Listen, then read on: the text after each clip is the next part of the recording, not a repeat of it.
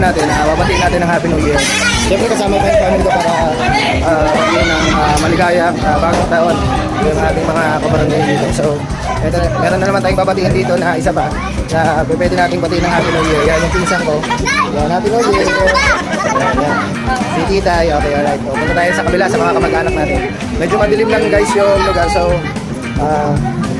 try natin talaga puntahan lahat.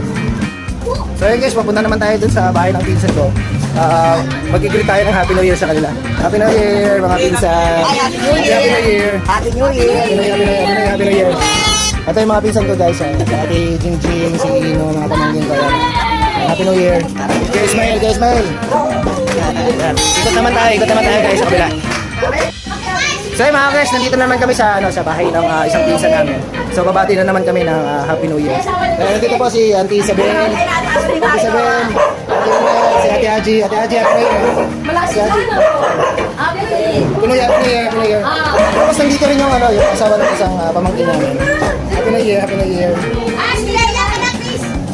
Uy! Leia! Uy, taga lang! Leia! I-vlog lang kita sa YouTube channel ko ha. Happy New Year sa'yo, Leia ha. Yan, kita. Yan, may kami-kailangan siya sa'yo, Leia Mendoza. Happy New Year. Yan. Sige, upload ko talaga, ha. Happy New Year. Alright. So guys, nandito naman kami sa bahay ng ibang tiyahin natin. Nagbabati kami ng Happy New Year. Yan, nandito po yung lola. Si Auntie Baby, yan po yung isang... Happy New Year! Happy New Year! Tapos yan po si Lola Nene, yan po. Nagsa-celebrate sila ng New Year pa rin. Tapos meron silang parapol. Okay, alright. Guys, nag-enjoy sila ngayon. Kasi siyempre, yan po, yan. Babati po yung Number 16! Prosperous Golden! Welcome to 2020! Pinati kayo ng tiyahin namin si Lola Nene. Actually, marami talagang inaalaga ang bata. Pinagawa na namin sa lahat. Yan. Ano ba yan, Dapper? So yan na kami guys.